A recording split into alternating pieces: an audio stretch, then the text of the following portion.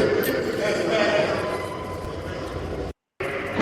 good, YouTube? Once again, it's your boy OG Hollywood coming at you with another edition of the one and only Ferguson Chronicles, where we bring it live from the day room to the living room to the streets. In this case, we taking it on the road. Today, I have in studio an individual by the name of Mr. Marcus Britton, aka Shabazz. Shabazz did time with me in the Texas Department of Criminal Justice, and he's here to tell his story and his time spent in the can. But before I get started, let me always tell you a little bit about me. Did 25 years in Texas Department of Criminal Justice. Met a lot of guys. Some I was good with, some I wasn't. However, the fact still remain, we still did time in the Texas Department of Criminal Justice. So without further ado, let's tap in with Shabazz, please. What's good, Shabazz? What's happening, Wood? Oh man, I just brought you here today, like I told the viewers, man, to tell your story and your time spent in that can, man. I mean, you know, it's the same old, man, but it's a different song because it's a different story. And today is no other. Your story has to be told. It's long overdue. So we're not gonna hold the viewers up. We're gonna get right into it, man. So go ahead and tell the viewers where you're from, what led to the prison, and also how much time you did in prison. Right. Well, first of all, my name is Marcus Britton, a.k.a. Shabazz. Did 15 and a half. Hey, Shabazz. Hey. Do me a favor. Tilt your camera a little bit down, right? So it can be right on you. I mean, up. Kind of turn it. There you go. Okay. Yeah. And give me a little bit of value, man. Yeah, man. You know, as I said, man, Marcus Britton, a.k.a. Shabazz, did 15 and a half years. Started out with a life sentence.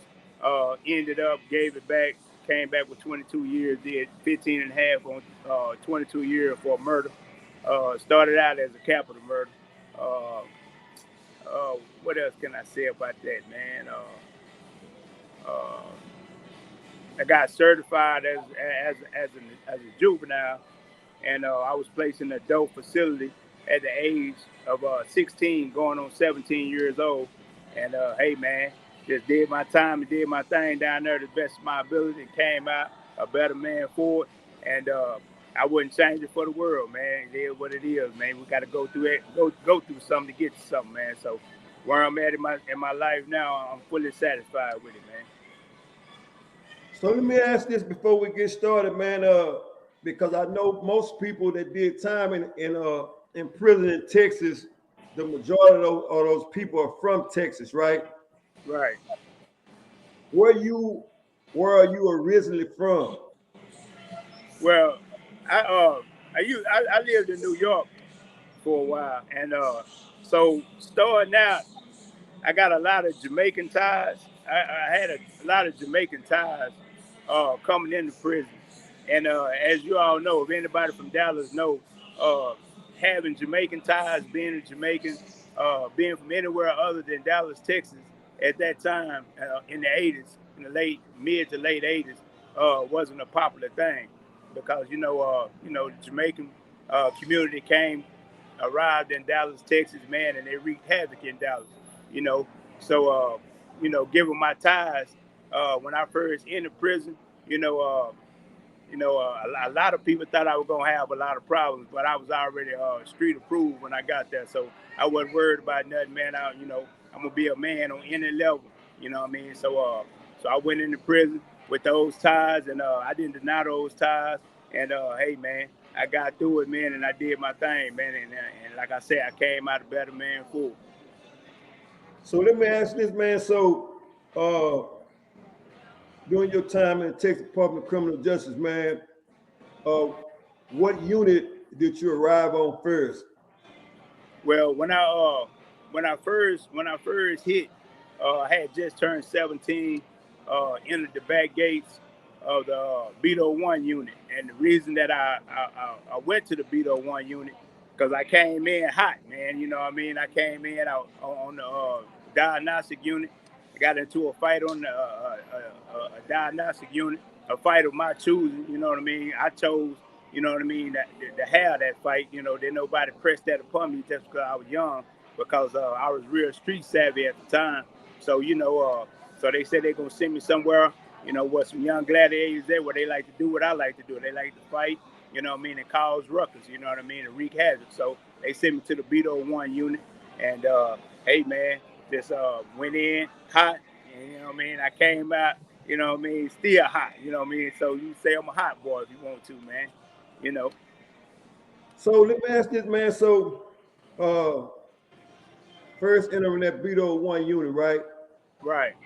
And we both been on B-01. And what was it like for you when you first entered that day room? Well, when I first came through the back gates of B-01, you know, a lot of guys knew me from the streets. And of course, during that time, there was a lot of guys from South Dallas on the B-01 unit. A lot of guys knew me, and they knew my sister as well, because my sister was a popular figure at that time, you know, during the 80s and in the height of the crack era. So, you know, during that time period when I first came in, man, you know, I already knew what to expect. You know what I mean? I was fully aware of what was going on.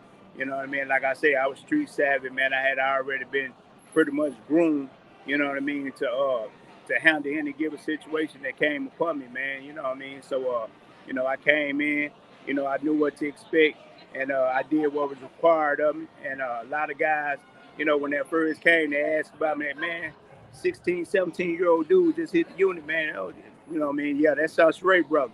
You know what I mean? And, you know, a lot of guys that knew me, they told other guys that didn't know me, you know what I mean? If you want to, just go ahead. You want to see what he going to do, just holler at him. You know what I mean? Get at him and see what he going to do. He going to show you what he going to do. You know what I mean? I know he going to stand up. So I've been a stand-up guy since I came through those back gates, man. I ain't never looked back, man. I ain't never folded. You know what I mean? I ain't never showed no sign of weakness, man. And I ain't never broke. I might have bended a couple of times, and that was due to the administration, because I was the same way as I was with the inmates, as I was with the administration, man. I ain't cut no corners, you know what I mean? So the same amount of respect, you know what I mean, that I demanded and required from inmates was the same amount of respect that I demanded and required, you know what I mean, from the staff as well. And, you know, after a while, you know what I mean, I pretty much, I garnered that. I got the respect that I was looking for, both inmates as well as the administrative staff in the Texas Department of Corrections. So, you know, that's how I came in. So let me ask this, man. So let's talk about the programs that the Texas Department of Criminal Justice offer, right? Right. What type of programs did you take advantage of while you were there?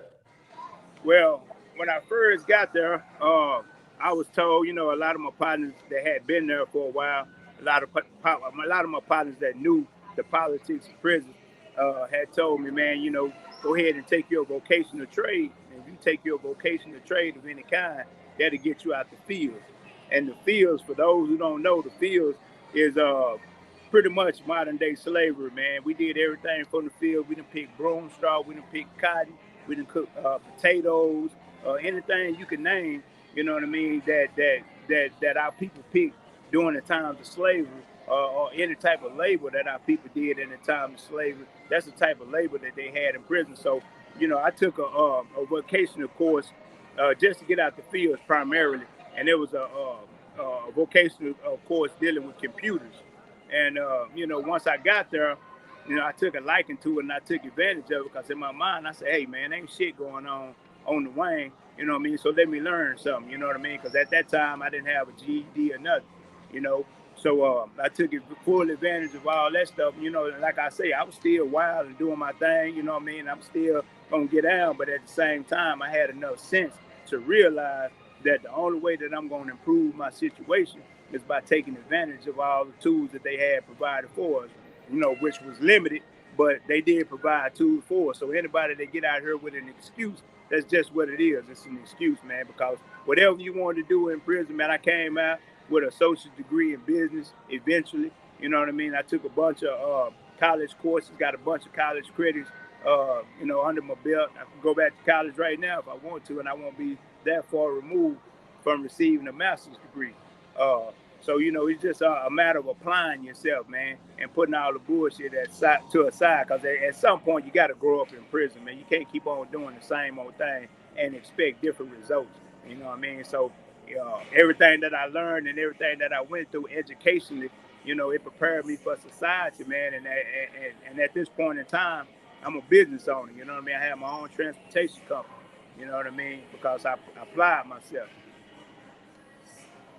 So let me ask this, man. So, and I know we all do things different, and we all suffer from different parts of from a mental state, right? Right. Let me ask this, man. So, if you can remember back, man, uh, some of the negative things that you continued to do while you was in prison, while you was trying to apply the positive things to your life, what were some of the negative things you did? Right. Well, some of the negative thing, I gambled a lot. You know what I mean? I did that out everything from shooting dice to playing knock. Uh, you know, just a whole bunch of other, you know, other prison vices that you get caught up in. You know what I mean? I'd had my fair share of fights. You know what I mean? The squabbles and things of that nature. So, you know, and not only that, you know what I mean? I associated with all different aspects of the prison element. I just didn't associate myself with people that were doing the right thing. And, you know, after I learned what was going on in prison, I associated with all elements of the prison society. You know what I mean? The reason being is because that's the way I move now. It ain't nowhere on this earth that Shabazz is afraid to go. You know what I mean? There is nowhere on this face of the earth, because I know the way I carry myself and the aura that I exude, you know, people automatically know that I'm not coming for no problems or nothing like that, you know what I mean? But I'm not to be trifled with at the same instance, you know. So yeah, man, I did a lot. I did a lot of negativity, man. I ended up in SIG, you know what I mean? I went to SIG on the Beto unit, you know what I mean? I got shipped out of SIG. You know what I mean? And I went to SIG for whooping the law on the Beto unit because, as I described to you before, the same thing, the same rules that I applied to my fellow inmates was the same rules that I applied to the administration as well. You know what I mean? So it ain't nowhere in prison I ain't been, man. I done been everywhere you want to go, man. I didn't even got stabbed. I even had an incident where I got stabbed in prison. You know what I mean? I got stabbed by, you know, 4 Hispanic guys call themselves going to ambush me, you know what I mean, in the shower one day. And it didn't go according to plan. It didn't go like they expected it, you know what I mean? Because instead of backing up, retreating, I went forward, you know what I mean? I'm like, shit, let's do it, you know what I mean? Because any way I go out, man, I'm going to go out facing my problems, man. I'm not going out doing no backpedaling and I ain't doing no running, you know what I mean? So, you know, I came out of that incident pretty much unscathed with a little stab wound in the chest. But other than that, you know, I was good. You know what I mean? So, you know, that's the way I did my time. I did my time my way. And as you know, most people see the name Shabazz, you know what I mean? And that correlates with Islam and the practice of Islam. And I adopted that practice.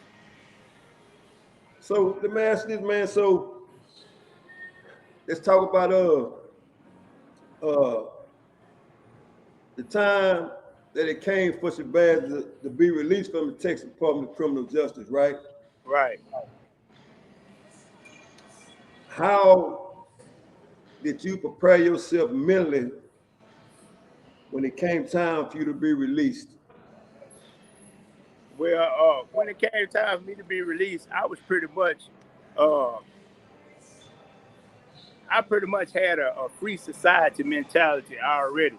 You know what I mean? I didn't ascribe uh, to the jailhouse mentality or to the ways of being institutionalized. Now, don't get me wrong. Anybody that in an institution, you're gonna come out with some institutional ways. But the thing about it is, you don't have to have an institutionalized mindset. You know what I mean? So you know, I pretty much had a positive mindset, and one of the things that I had my heart set on when I got out was meeting my son for the first time. Because when I got locked up, uh, I had a son that was born to me while I was in prison that I had never met before. And, you know, that was one of my motivating forces to get out and meet my son and impart some of the wisdom that I had obtained while I was locked up. And, you know, and unfortunately, about 4 years ago, my son, you know, he was murdered, you know, 4 years ago.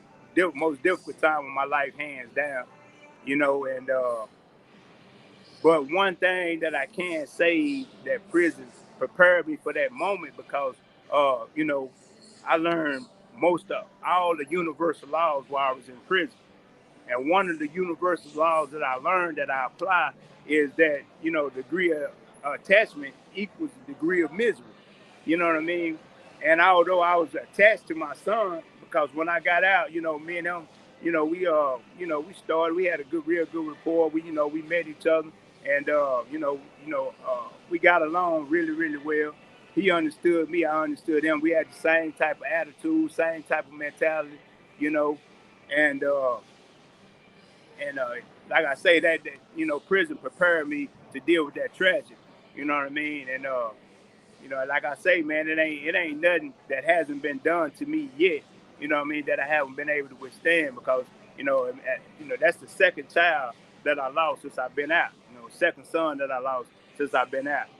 But you know, like I say, man, the passing of my son, you know, and the way that I lost, the tragic manner in which I lost it, man, it was hard on me, it was rough on me, man. But one thing that prison teaches, you know what I mean, no matter what, man, the day might bring, you got to continue, you got to carry on, man. You got to push forward, you know what I mean? You can't live in yesterday, you know what I mean? You got to worry about what you're going to do tomorrow, man. So, you know, they kept me going, man. They kept fueling my fire, man, to be better, man, and be a better man. And, you know, so that's why I say I don't have any regrets insofar as going to prison. You know what I mean? So, if you can say, man, that from a positive standpoint, right? Right. Out of those times that you served in prison, right? Right. Other than what you just stated a few minutes ago, the things that fuel you, right? Right. What did you bring back from prison that allows you to stay free and humble as you are? Well, one of the primary things that I brought back with me, that humbles me and keep me free to this day, is that I don't like. I don't know if accountable is the word that I'm looking for, but I don't like anyone having any dominant control over my life. You know, I don't like nobody telling me when and where I can do this and when and where I can do that. For instance, you know what I mean? Ferguson Unit was a one-way shot, one-way highway. You know what I mean? And they may call chow. And when you come out for chow, you might be asked from one crash gate to the next until you reach the chow hall. You might be stopped 4 times. And in those 4 times that you stopped, you've been asked the same question. Where you going, inmate? And when you think about that, there is no, you run in chow. It's a one-way highway. There ain't nowhere else I can go but chow. You know what I mean? So the fact that you got some people who are less intelligent than you, who are less qualified than you, asking you and telling you what you can do and when you can do it, that alone should fuel you not to want to go back into that situation and be subjected to what you were subjected to before. Because we have to be honest, man. Cages are meant for animals, and most animals are not to be placed in cages. You know what I mean? You got all types of PETA people, you got all types of animal rights people, you know what I mean, that are arguing you today blue in the face about you placing an animal in a cage. But yet and still, when it comes to you being placed in the cage, then that's not too much of a problem. You know what I mean? So you have to make that your problem, and you have to stay out of those cages, man. You know what I mean? So by the grace of God, you know what I mean? I've been out 17 years now, going on 18 years now, man. You know, and I had and don't get me wrong, it ain't it ain't been all great since I've been out here. I done had one hiccup, you know what I mean? Since I've been out, I got incarcerated, I got locked up, went to county jail, but I got right back out because I came out and I was trying to pretty much catch in with the things that were going on around me. You know what I mean? Because, you know what I mean, when you get out of prison and you come from having nothing, then you gotta, you know, if you about something and you want something, you got an insatiable type of appetite to have and get more. You know what I mean? And sometimes we don't want to do the necessary work and the necessary struggle, you know what I mean, to get what we want. So we'll try to take the easy route, which I took the easy route. I did something that I know how to do. I reverted back to something I knew how to do, which was hustle. Yeah. You know what I mean? And going back to hustling is one of the things that got me doing this business and got me all out. And they got me in Laredo, Texas, away from my girls right now, away from my kids right now. Because I said, man, if I can apply the same diligence that I apply to hustling and I apply that to the business world, then I don't have a choice but to be successful, man. You know what I mean? And then when I think back, like you and I were talking before, you know, when you get guys that come out and they think working at Buc-ee's or working at Chick-fil-A and working at all these other different places, when you get a guy that come out and think that working at those places is beneath him, that's a foolish statement coming from a man who done picked cotton, who done picked broom straw, who done picked potatoes, you know what I mean, way in Madisonville, Texas for free. You mean to tell me that, you know what I mean, that wasn't above you? Yeah. You know what I mean? That wasn't picking cotton, you know what I mean? And you had to do, everybody had to do some type of physical labor before you got out because they don't pay you. So they only pay you in good times. So the only way that you're going to get out early is you have to participate in these work activities, these slave-like labor activities in order to get out. Yeah. You know what I mean? So that's why, you know, I'm not hard on people that come out that can't make it. But I say, man, you don't have any excuse not to make it, man. Because if you can get your ass up at 3 or 4 o'clock in the morning to go out in the field when it's 50 degrees to pick some cotton, you understand me? Pick cotton for 12, 13 hours. You picking cotton. You know what I mean? You mean to tell me that you can't get out here and work at Chick-fil-A for some wages? Yeah. I mean, come on, man. So that's why I can't adapt, or I can't accept any type of excuse for anybody that don't come out here and be successful, man. Because what you done been through in prison, you know what I mean, has prepared you for success. You know what I mean? You just have to look at it from a different perspective. You can't come out here like nobody owe you anything, because nobody owe you nothing. You did a crime to go to prison to begin with. So nobody owes you nothing. You know what I mean? Even the homeboys that's already out here, man, might chunk you a jug here and there, but nobody owe you nothing because we all belong to the same fraternity. I don't owe you anything, but you owe it to yourself to come out here and apply what you learned while you were in that place and be successful on your own and on your own merit, where you can take satisfaction at the end of the day. Say, man, I did it, man. I did it. So let me ask this, man, and I asked this question right here, man, because it's not only is it necessary, it's important because you've been free for 17 years and you've seen a lot of things in the time you've been free, and you've seen a lot of people. And what I'm about to ask you is some have it and some don't, right? Right. But this is your opinion, and I want you to give me your opinion on what does character mean to you? Man, character means a lot, man, because your character can determine your level of success. And you and I talked about this as well. A lot of people, in order to have a good, upstanding character, you have to have integrity. You know what I mean? And for those who don't understand what integrity means doing the right thing, even when nobody else is looking. You doing the right thing because you know that's the thing to do. Or you living a certain way, or you standing on your principles, and carrying out your principles because that's who you are.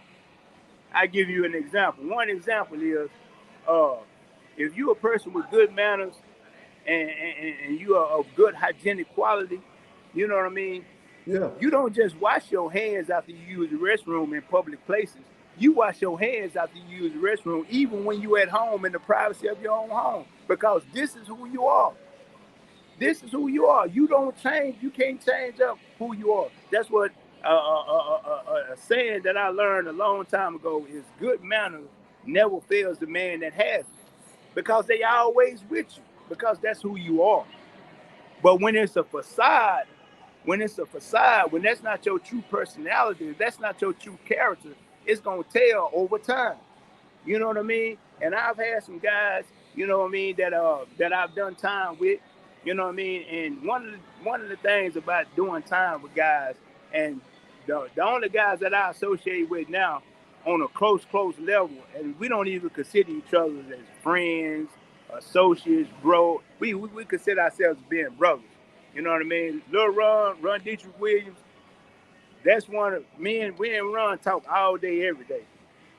You know what I mean? There's not a day goes by that we don't talk. And one of the reasons why we so close and we're more than friends is because I know he's an upstanding character.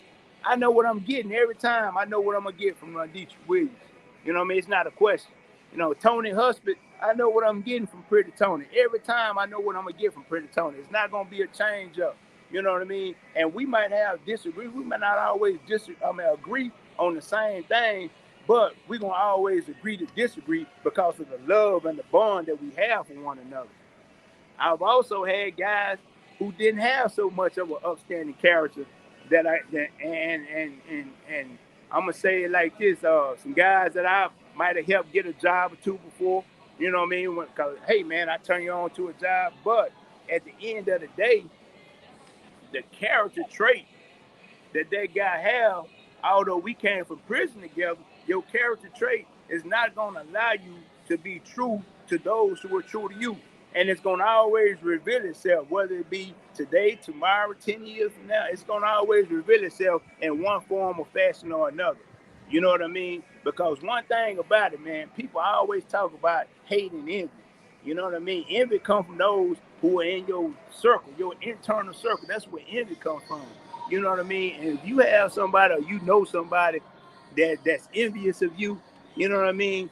One thing you have to do, man, you can't pacify it, man, because it's gonna become a cancer. It's gonna destroy the whole entire group, man. So you gotta cut that out, man. You know what I mean? And I deal with that all the time. I got family members now who feel like since I so-called arrived or that I've made it, they think I owe them something. That's their character. You know what I mean? They have that sense of entitlement. You know what I mean? And anybody that has a false sense of entitlement as a part of their character, that's somebody, I don't care who it is. It could be your mama, your brother, your cousin, the next door neighbor. Anybody that has that in their character, that's a character flaw, man. And that's a flaw that can't be corrected. So you have to get rid of that person, man. No matter who it is, man, if you want to have peace. You know what I mean? So character is everything, man. You got to have an upstanding character, man.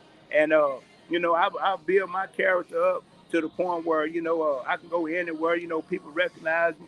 And, you know what I mean? As doing a job well done. You know what I mean? And, you know, like I said, I'm a single parent. You know what I mean? A lot of people say that says a lot about my character because I went through hell and high water to get custody of my daughters. You know what I mean? Yeah. And, you know, before I had custody, legal custody, I had my daughters for 2 years, 2 whole years. I paid child support and had my daughters in my physical custody for 2 whole years. Signed affidavit after affidavit, so they knew I had custody. But they told me, hey, man, that's the way the system works. You got to wait your turn, man. I said, so you mean to tell me, although y'all know I have the children, I'm still responsible for paying child support? They said, yes, sir. You still responsible for paying child support. And then when I went to court and got custody of my children, one of the things the judge told me, say, Mr. Britton, you don't owe her anything, and she don't owe you anything. She don't have any financial responsibility for those children. So I say, me and tell me these are her children, and she have zero financial responsibility. So that's exactly what I'm telling you, Mr. Britton. If you want her to be on child support or have financial responsibility, get yourself a lawyer and bring it back to court. I say, you know what? You so right, man. You know what I mean? And this is a testament to my character. I said, man, don't even worry about it, man. We're going to be all right. You know what I mean? Because I'm going to make a way for me and mine. We're going to be all right. I don't even need it, man. I ain't going to even put on child support. You know what I mean? You know, and me and my daughter, we've been rolling for like 8, 9 years now, man. No child support, no help, no nothing. My mama helped me take care of them when I'm on the road. You know what I mean? And we rolling how we roll, man. We getting through this thing, man. So let me ask this, man. So for a man that was incarcerated long as you were, but at the same time being free for as long as you were incarcerated, what does it feel like to be able to get in your truck and not only go on the road, but to be paid in going on the road? Oh man, it's the ultimate sense of gratification, man. You know, and like I say, man, it's ironic how it all played out, man. Because you know, like you and I talked before, man. I went from walking down a straight hallway with no turns, no corners, no nothing, straight hallway, to being all the way up in Pennsylvania. You know what I mean? I'd have been to Ohio. I mean, I'd have been everywhere in my truck driving. You know what I mean? I've pretty much been over the whole United States in my truck. You know what I mean? So it's really gratifying to do that. And I'm getting paid as well. And I'm the boss. You know what I mean? I'm my own self boss, you know, and I do everything. You know what I mean? And in doing that, I have to give a shout out to Ron Dietrich, Lil Ron, because Lil Ron, you know, he was like, hey, man, we need to do this. You know what I mean? He devised the blueprint, you know what I mean, for us to follow. And so far, man, the blueprint been working, man. We both doing the same thing. We both successful business owners, man. And, you know, like you say, man, it's truly a blessing, man. I got just to say all praise due to Allah, you know what I mean, that I'm able to do that and get paid for it, man, because I enjoy driving, you know what I mean, because I determined a long time ago, corporate America is not for me. It's not for everybody. I'm not knocking corporate America. Don't get me wrong. So I don't want nobody saying I'm down and knocking corporate America. But the only thing I'm saying is with the personality trait that I have and the will that I have, I'm not cut out for that type of environment. You know what I mean? And so rather than subject myself to something that I know that I'm not cut out for, then I might as well do something that I love and I like to do, man. And everybody can do it, man. If you have anything, any type of passion, anything that you're good at, man, you know, procrastination, you know what I mean, is the enemy of all dreams, man. You know what I mean? Procrastination is a killer dream, man. You keep telling yourself, man, I'm going to do it next year. I'm going to do it next year. I'm going to do it next year. No, man, you can't be scared to fail, man, because the only way you're going to know that you succeeded in life, you have to have failure. You have to know failure before you know success. Anybody know that. You know what I mean? So it's the fear of the unknown that keep a lot of people back, hold a lot of people back, man. And you can't have that fear, man. You know what I mean? Once again, people realize story was nothing is ever scripted at the Ferguson Chronicle. And like I said, when we started the show, we taking the show on the road. As a matter of fact, we took it all the way to Laredo. And it's called Reach One, Teach One. And today, just like Shabazz just said, I'm going to put it in short terminology, man. I'm going to call it CODE, not CEO, but I'm going to call it CODE, which stands for character over everything. Because without character, we are nothing. Now, I said that to say this, man, that what would be your advice for a man that's struggling in life and he feels boxed in, woman or man? What would be your advice to those people? Well, first of all, you can't let your anxiety of not being up to par on somebody else's level cause you not to ascend to whatever height that you're trying to ascend to. Saying that to say, I can't look at if I feel like I want to be successful in the entertainment industry. I want to do what you're doing, say for instance. You know what I mean? And I feel like, man, Hollywood got all the advantages in the world. I can't look at the advantages that got Hollywood to where Hollywood wanted to be. I have to look at what's around me, and I got to seek out, you know what I mean, whatever help that can get me, you know what I mean, to the point that I'm trying to get to. Because there's always and this one thing that we have to understand. We have to understand that this whole thing that we call life in 2022, it transcends color. You understand?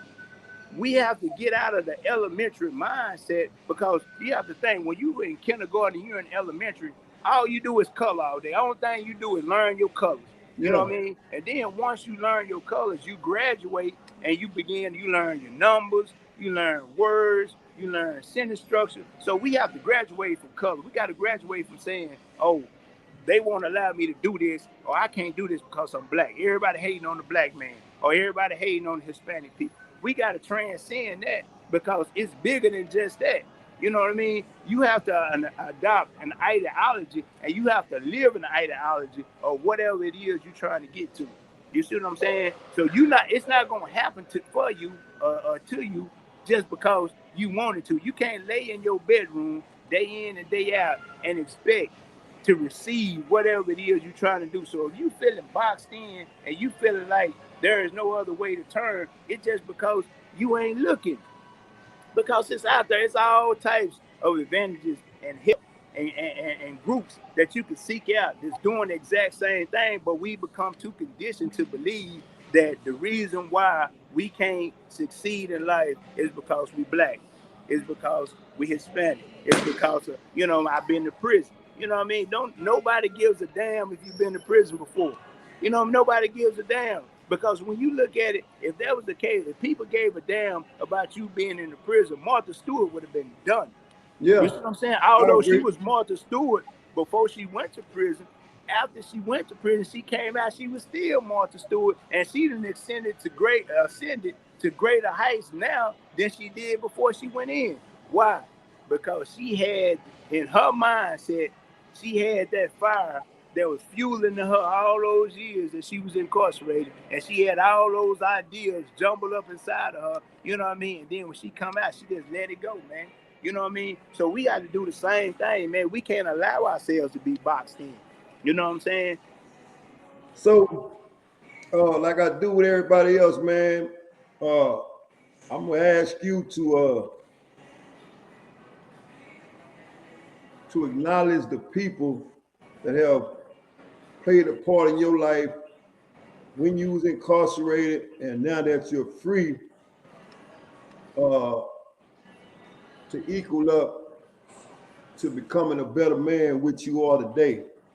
And at this particular time, man, I'll let you acknowledge those people, man, because like I said, man, you're going to be speaking. This video is going to be, be seen by thousands of people, man. So I say that to say this, man, the last impression is the best impression, man, because like we said, man, I firmly believe that character over everything matters to a man that cares about his legacy after he's gone. Right. So at that time, man, I allow you to, acknowledge the people that made a difference in your life, man, even when you was young up until the age you are now. Well, first of all, I want to acknowledge you.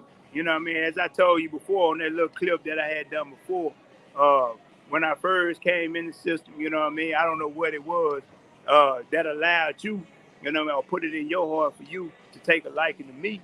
But you and I, we got along really well, worked in the kitchen together. And, one of the main things that I learned from you is, man, you got to be you, man. You know what I mean? You got to represent you before you can represent anything or anybody else, man. Saying that to say, you know what I mean? Prime example, you was a Philadelphia Eagles fan. Everybody else, they say, man, you from Dallas. How you, no, man, I like who I like and I'm representing who I like. You know what I mean? So I learned to be me regardless of what I say. Like I say, those Jamaican ties that I had when I first came into prison, you know what I mean? It was you. You know what I mean? Man, don't deny that, man. If somebody want to get at you because they feel like, you know what I mean, the Jamaicans did this or the Jamaicans did that, man, you got to stand up, man. You got to stand on that, man. So I want to give a shout out to you, you know what I mean, for imparting that to me. and take a liking to me, man, and you know, to tell me that at an early impressionable age, man. I was only 17 with a life sentence, man. So I appreciate you for that. Now, my boy, of course, I got to give a shout out to Run Dietrich. You know what I mean? Run Dietrich, man, my ride or die, man. You know what I mean? From prison all the way to now, man. You know what I mean? We still crew thick, man. We still riding it out.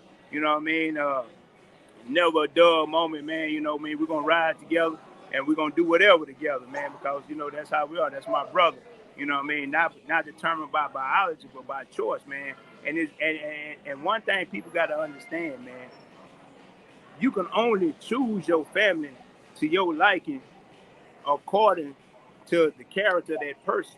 You know what I mean? Yeah. So I love Run Dietrich because he Run Dietrich. I don't love Run Dietrich because we got the same mama or we got the same daddy, because when you got the same mama and the same daddy, then you feel like there's an obligation there for you to love your sibling. You know what I mean? But Run Dietrich is a sibling that I chose, man. You know what I mean? The same thing with Pretty Tony, man. Shout out to Pretty Tony. You know what I mean? You know, we talk often, man. We bounce off ideas off each other, man. Whenever we at a low point, you know what I mean, we always rely on each other. You know what I mean? All of us take care of our children, man. More importantly, man, everybody that I associate with is very important. That if you have a child, you take care of your child. If you're a deadbeat, man, you and I don't have nothing in common, man. We don't have no type of association, man, and I care not to associate with you at all if you're a deadbeat, man. Because that's one thing that you have to do, man. You have to take care of your responsibilities as a man and own up to that, man. And shout out to everybody, man, that's on the Ferguson Unit, came from the Ferguson Unit or the B01 unit that take care of their children, man, that's out here doing what they're supposed to do as responsible citizens of the United States of these Americas, man. So I appreciate all you brothers that take care of your children, man, because, you know what I mean, and you taking care of your children, you know what I mean, that makes it less likely for me to run across a wayward teenager or mischievous teenager that could possibly do something to me and my kids. Yeah. You know what I mean? So that's the way I look at it, man. If you raising your children, that's not to say all children are going to follow the protocols and rules and regulations as they become adults. But if you put in that time, that work, and that effort, man, I appreciate you, man, because it's less likely that I'm going to encounter your child trying to do something to me or mine, and then it ends up, you know what I mean, in turmoil. So I appreciate that, man. But other than that, man, you know, I got to shout out, you know, to my family, man, that held me down while I was down there, you know, came visit all the visits, all the commissary, all that stuff, man, all that stuff necessary. When they say commissary is necessary, they ain't lying. You know what I mean? Because one thing about me, man, anybody that knew me, man, I'm real particular, man. I don't eat anything. I don't eat beef, pork. And that's another thing, man, that I wanted to say, man, and I touch on real quick before I leave, Wood, is that, you know, I didn't join Islam. You got a lot of people join different religious persuasions while they're in prison because hey man, if I become Christian, I get out, man. If I become Muslim, I get out, man. If I do the right, pray to God. No, that's the wrong mentality. I did that because, you know what I mean, that's something that I could readily identify with. And there was a brother on the B01 unit that first introduced me. His name was Ahmad. He used to box. I don't know if you remember Ahmad or not, Wood, but Ahmad was a brother that introduced me to it. And I liked his character and everything. That drew me to Islam. And yeah, same old script, man. No pork, you know what I mean? No beef, you know what I mean? Same thing that I was doing before I left, man. Same diet. I got the same diet that I had, man. You know what I mean? So, you know, and so yeah, man, that's about it, man. You know, I done, you know, I met another brother since I've been out here that's like a brother to me. You know what I mean? Named Cut. You know, him and Tony were high school friends. You know what I mean? Everything, and you know, it all aligned. All our characters align with one another, man. And me, Cut, Last, Lil Ron, Pretty Tony, man. You know, we do what we do, man, and we rely on each other, man, and we done banded together as a band of brothers, man, to help each other be successful out here, man. So shout out to all them brothers, man, especially. So one last thing, man, and I got to ask you this, man, because it's important to me, man, because like I say, I don't want the viewer to think, man, that I'm only bringing guys on here that I'm familiar with, right? Right. To where, in other words, it looks like Pat, you know, that you will say good things about me and I'll say good things about you. So I just wanted to clarify that, man, that we are who we are. We give a ball, a strike, a strike. If sometime in point to where I was going the wrong way, the respect I got for you, you would say, hey, Wood, man, this is what this is, man. That ain't what that is, right? Right. And it's vice versa, right?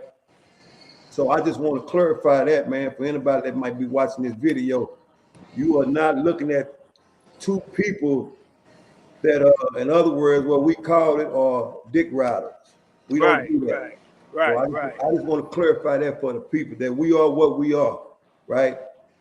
And I say that to say this, man, that I appreciate you for coming on the show, man, for giving your spiel on your time spent in the Texas Department of Criminal Justice. But I have to ask this because I asked everybody, man, what is your take on the Ferguson Chronicle as a whole and its platform? Oh man, I think it's a real good platform, man. It's real helpful. It's real insightful. And I'm gonna say this, Wood, that you mentioned that. Not to say dislike. I don't have any disdain or dislike for anybody that you interview, but there are some individuals that you interview, you know what I mean, that I don't see eye to eye with. You know what I mean? But that don't make their interview any less savory or any less tasteful, any less useful, just because I don't agree with them or I don't see eye to eye with those individuals. You know what I mean? And one thing about me, man, anybody that know me, man, I'm going to call it how I see it, man. I don't sugarcoat or pussyfoot around no situation or around no individual, man. You know what I mean? Because one thing I realized, man, whatever somebody can do to me, I can do to you. And in realizing that, man, I don't have to be fake. You know what I mean? I don't have to come on here and give you out, blow smoke up your ass, and I don't want you to blow smoke up mine, man. You know what I mean? But the Ferguson Chronicles, man, I mean, you come a long way, man, and the things that's being discussed on here are things that a lot of people in society don't know. And it's a lot of these things that they don't know that the prison system don't want them to know. You know what I mean? And everybody might know it on an individual basis from their family members, but as a whole worldwide, nobody has came and gave people an in-depth insight, an in-depth look of what's actually going on or what's been went on inside the walls of prison, man. So, you know, shout out to you and kudos to you for bringing this, you know what I mean, to the masses of people, you know what I mean, so they would actually know what's going on or what went on while we were incarcerated, man, because it's very important and it's very useful, man. You know what I mean? And it's very inspiring for those, you know what I mean, who done got out here, you know what I mean, that's been locked up with me, locked up with you, locked up with Fade or a couple of more brothers that came out here and be successful. That might inspire one of them brothers, you know what I mean, to get on their stick, you know what I mean, that become successful, man. So, yeah, man, it's very useful, man, a very good channel, man. And like I say, shout out to you, man. Kudos to you, man, for having the courage, you know what I mean, to step out on faith and make this happen, man. Not only for yourself, but for everybody, man, that tune in. Once again, real life people, real life story with nothing is ever scripted at the Ferguson Chronicle, man, where we bring it straight from the 8 bottom, man. Nothing is cut. It's all raw. Either you can accept it or reject it, but it's one thing that you're going to do. You're going to respect it. So, man, I appreciate you for coming on, man. I already know, man, you got to get back to that load down there in Laredo, man, so I ain't going to hold you up, man. Keep your head up. Much love to you, man, and keep on doing what you're doing, man. That's inspired, man. Always, bro. Peace out, man. I appreciate you having me on, man. Thank you, Wood. Salute. Once again, real life people, real life story with nothing ever scripted at the Ferguson Chronicle, man, where we keep it 110. And I firmly believe, man, that the word COE means a lot. That's character over everything. Until next time, salute.